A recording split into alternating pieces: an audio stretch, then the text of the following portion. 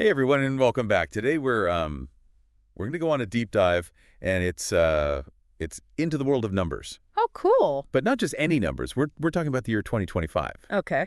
You see, 2025 is what's called a square year. It's kind of like finding a rare gem, Yeah. mathematically speaking. That's a great analogy. Square years are indeed a rarity, and they actually become less frequent as time goes on. Oh, really? Yeah, the last one we had was way back in 1936. Can you imagine that? Waiting almost a whole century for another one? Whole century? Wow, that's Oh, that's a long time. It makes you wonder if people back then even realized that they were living in a square year. yeah, It's not like they had podcasts back then to tell them, right? right. But here we are on the cusp of 2025, and it's not just any square year. It's bursting with all these unique mathematical properties. It really is. I'm already intrigued. Yeah. Lay it on me. What makes 2025 so special? Well, let's start with the basics. 2025 is a perfect square because it's the result of squaring the number 45. 5 squared. Okay. But here's where it gets interesting. Okay. It's also the product of two smaller squares. Wait, hold on. So you're saying there are two other numbers that Mhm. when you square them and multiply them together, you get 2025. Yeah, you got it. That's wild. I'm guessing it's not just any two random numbers, though, You right? got it. It's 9 squared, which is 81, multiplied by 5 squared, which is 25. Okay. It's amazing how these numbers just intertwine to create this larger square. It's like finding a hidden pattern in a tapestry. Okay, I'm starting to see why mathematicians get so excited about this stuff. Yeah. It's like a puzzle, but instead of pieces, you have numbers. But tell me, is this common for square years? Yeah, Are they all products of smaller squares like this? that's a great question. Not all square years share this property, Okay. which makes 2025 even more unique. Okay. And there's more. Okay. 2025 isn't just the product of two squares, it's also the sum of three squares. Whoa, hold up. This is getting a bit much for my brain to process. 3 squares. All right, walk me through this. Okay, picture this. You take 40, you square it, you get 1600. Then you take 20, square it to get 400. And finally, you take 5, square it to get 25. Okay. Add those three numbers together, and what do you get? 2025. You guessed it. It's almost like a numerical symphony. Okay. That is pretty amazing. It's like these numbers are dancing together to create this one special year. But you know what? The sources we have for this deep dive mention something even more fascinating. Something about 2025 being connected to the cubes of the numbers from 1 to 9. Right. I have to admit that one really piqued my curiosity. I'm not even sure where to start with that one. Yeah, that's where things get really mind-boggling. If you take each number from 1 to 9, Okay. cube it, which means multiplying it by itself 3 times, Okay. and then add all those results together, Uh-huh. guess what the grand total is? I'm going to take a wild guess and say 2025. You got it. It's like a hidden code within the numbers themselves. Yeah. Who would have thought that adding up the cubes of those simple digits would lead us back to our special square year? Okay, I'm officially blown away. But help me understand this. Why is it such a big deal that 2025 is the sum of these cubes? Is that something unique to this particular square year? That's what makes this property so intriguing. It's not something you see in every square year. Okay. In fact, it's quite rare. And it's not just a mathematical curiosity. It connects 2025 to a whole history of number theory and patterns that mathematicians have been exploring for centuries. But we're not just talking about a calendar year here. We're talking about something that links to deeper mathematical ideas. Exactly. That's pretty cool. It makes you look at the year 2025 in a whole new light. Exactly. It's a reminder that even in something as seemingly simple as a year, there can be hidden layers of complexity and beauty waiting to be discovered. You know, I was just thinking, we mentioned that the last square year was 1936. Right. But what was happening in the world back then? Does anyone make a big deal about it being a square year? That's a fascinating question. I did a little digging, and while I couldn't find any evidence of people celebrating 1936 for its mathematical properties, it was a pretty significant year historically. The Great Depression was still gripping the world. The Spanish Civil War began, and the first modern Olympics were held in Berlin. Oh, wow. It makes you wonder if there's some kind of cosmic connection between these events and the fact that it was a square year. Whoa. That's a lot to unpack. I guess it goes to show that even in years with these unique mathematical properties, life goes on with all its complexities and challenges. But it's still pretty cool to think about those historical events happening in a square year. It's like a hidden layer of meaning. Absolutely. It adds a whole new dimension to our understanding of time. And speaking of hidden layers, let's get back to this incredible property of 2025 being the sum of the cubes of the digits from 1 to 9. Yeah. I think there's a way to visualize this that might make it even more mind-blowing. Okay, I'm all ears. Visuals always help me understand these things better. Imagine you have 9 cubes, each representing one of the digits from 1 to 9. The smallest cube would have sides of length 1, the next would have sides of length 2, and so on. Now, if you were to perfectly stack these cubes together, their combined volume would represent the sum of their cubes. And guess what? That combined volume would be exactly the same as the volume of a larger cube with sides of length 45, which is the square root of 2025.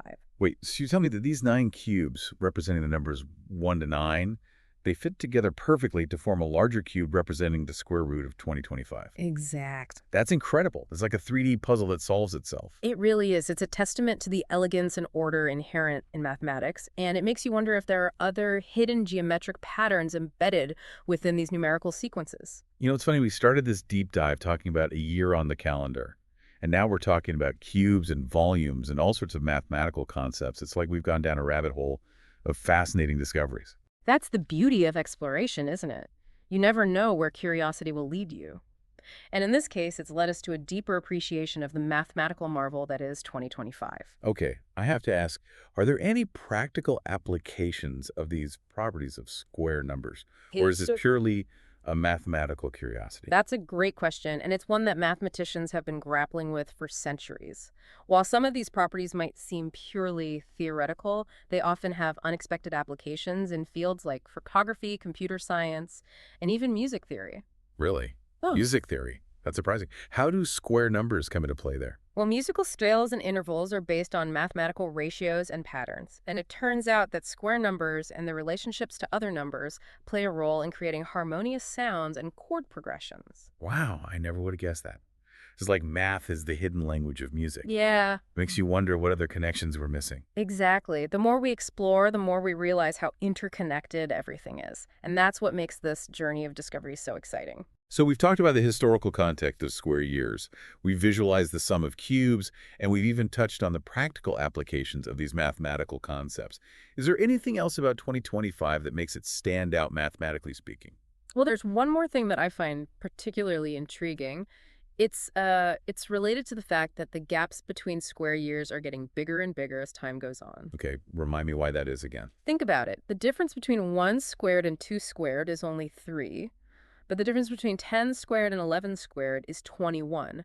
And as you go higher, those differences become even greater. Right, so the larger the numbers you're squaring, the farther apart the results are. But what does that have to do with 2025? Well, 2025 is the 45th square year since the year 1 AD, and as we've established, the next square year won't occur until 2116. That's a gap of almost 91 years. Wow, that's a long time to wait for another square year. It makes you appreciate how special 2025 really is. Exactly. It's a once-in-a-lifetime event, at least for our generation, and it makes you wonder what the world will be like when the next square year rolls around in 2116. Okay, now my mind is officially blown. A once-in-a-lifetime mathematical event happening in a year that's already packed with so much historical and cultural significance. It's almost too much to comprehend. I know what you mean. It's like we're standing at a crossroads of time, looking back at the past and forward to the future, and 2025 is the focal point. You've given me a lot to think about.